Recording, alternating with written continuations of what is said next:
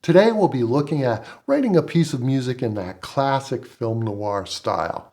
Those black and white movies of the 40s and 50s had such a unique, intriguing atmosphere, and of course the music added so much to that feeling. So we'll be looking at some of the ideas that go into writing this type of piece.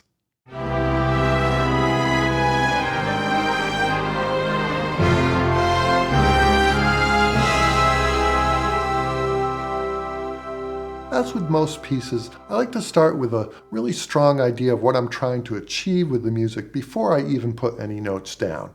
For this piece to die for, I've decided to write a theme for a very archetypical character in the film noir world, and that would be the femme fatale, a dangerous, mysterious, seductive woman.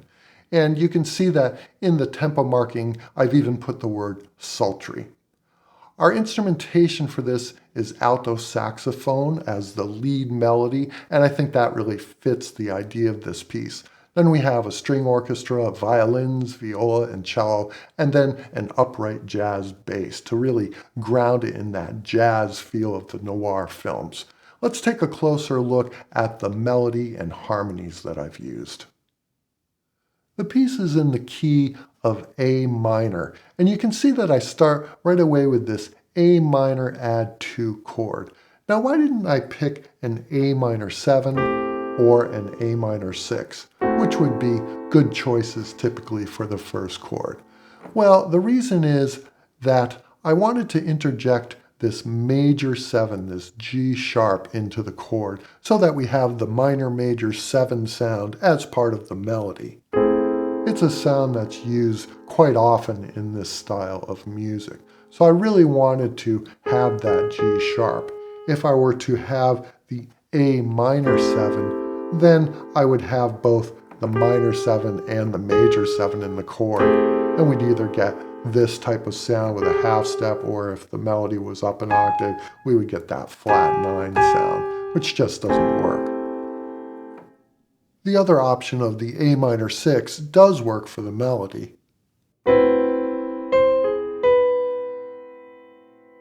That sounds just fine, but the A minor 6 going to the next chord, the F sharp minor 7 flat 5, has all the same notes as the A minor 6, going from here to here.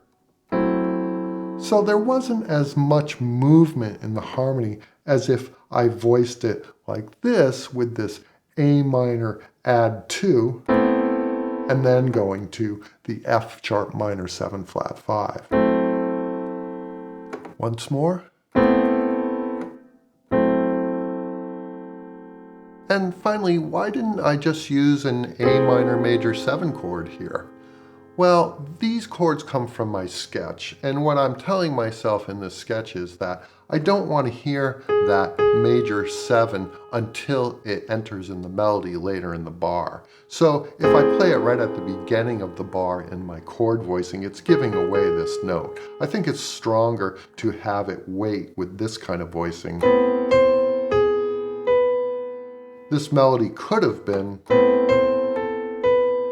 but now that G sharp seems so much more important because I've delayed it. I know that was getting down into the weeds of the choice of one chord, but these small decisions make a difference over the entire piece. This would have sounded just fine with an A minor 6 going to the F sharp minor 7 flat 5, but I was able to get a little bit more movement in the harmony by voicing it with this A minor add 2. And you can see I've used that in the string voicings here. All right, let's listen to this first 8 bars and see what that sounds like, and then we'll talk about the progression that I've used.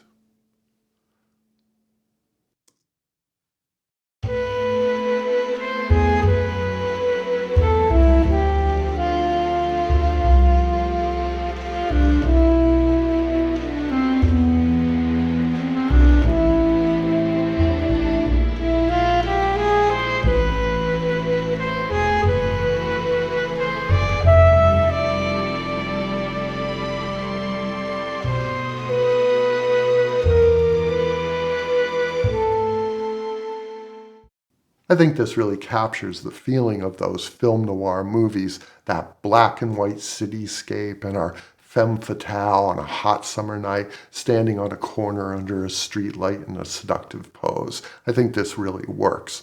All right, now let's look at how I've come up with this chord progression, because we talked about that this was an A minor. So how did I choose these chords? There are three main types of minor scales: the natural minor scale or Aeolian, the harmonic minor scale, and the melodic minor scale. The natural minor scale compared to the major scale has a lowered third degree, a lowered sixth degree, and a lowered seventh degree. It sounds like this.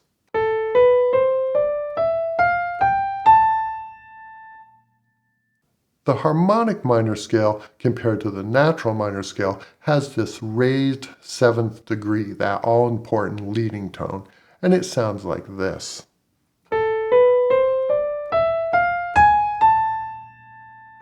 That leading tone allowed for a more strong resolution back to the one chord with things like this dominant seventh chord that you could build on the fifth degree.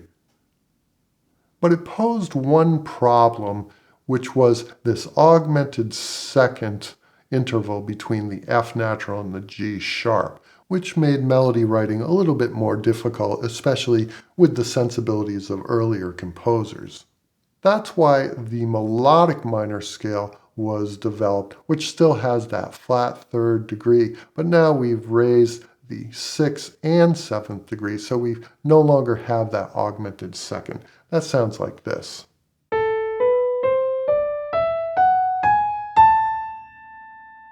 The melodic minor scale is thought of in classical music when ascending will have that raised sixth and seventh degree, but when it's descending, it will most often return those to the lowered sixth and seventh degree of the natural minor sound.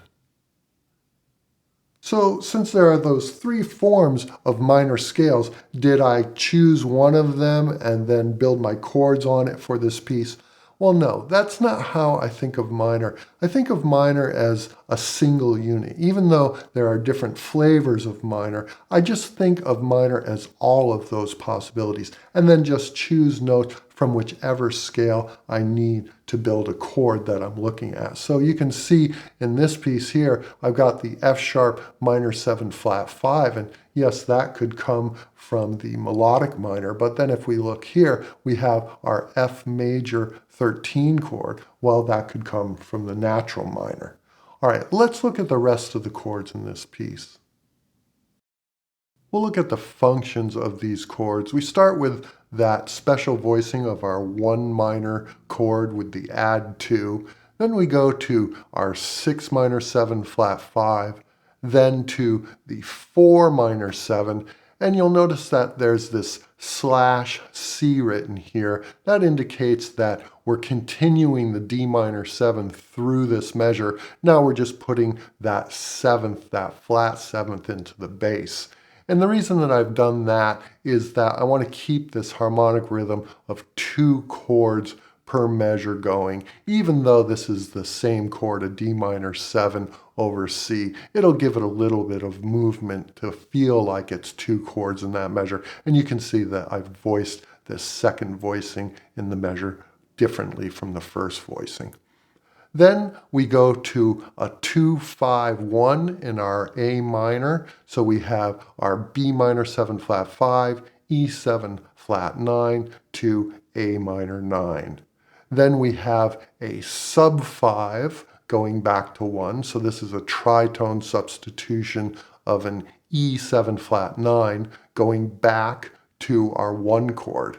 And you'll notice that this 1 chord is now an A minor 6 going to the F sharp minor 7 flat 5. And we talked about how I had revoiced it in the very first chord. Well, the reason that I didn't call it an A minor add 2 here is because the voice leading worked out that the A minor 6 was the best choice.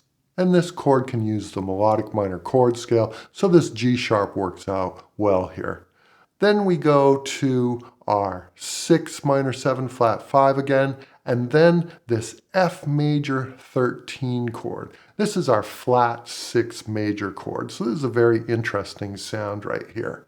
Then we move to a secondary dominant, this B7 flat 9, which is the 5 of 5, moving to our 5 chord, the E7 flat 9, and then back to our 1 chord. Then to launch us into the second 8, we have another secondary dominant, this A7 flat 9, which is the 5 of 4. Then we go to the 4 minor chord, the D minor 7, then to the G7, and then to the C major sound. Now this is a very interesting spot here because we're temporarily tonicizing C major with that 2-5 going to the C major sound. Then we go to our F sharp 7 flat 9, which is a secondary dominant leading to the B minor 7 flat 5. Now if we're still hearing this in the tonality of C major, then that B minor 7 flat 5 is the 7 minor 7 flat 5 of C major, not the 2 of A minor. And that B flat minor 7 flat 5, E7 flat 9 is now being heard as resolving to the 6 minor 7 of C major. The C sharp diminished 7 becomes the 7 diminished 7 of 2, leading to D minor. Then we have a 2-5, a D minor 7 to G7, and that G7 becomes the sub 5 of 6 minor 7 flat 5. So we go D minor 7, G7, just like we did previously, but now we're going to F sharp minor 7 flat 5. And now we've returned to that A minor tonality. From there we have our 5-7 of 2, so a secondary dominant leading to our 2-5, our B minor 7 flat 5 to E7 flat 9, back to our 1 chord. And then finally a sub 5, another tritone substitution, leading back to our 1 chord, which is now an A minor major 7, giving us that classic film noir ending. I know that's a lot of information about the harmonic structure of this piece, but the main takeaway is that it's built around functional jazz harmony.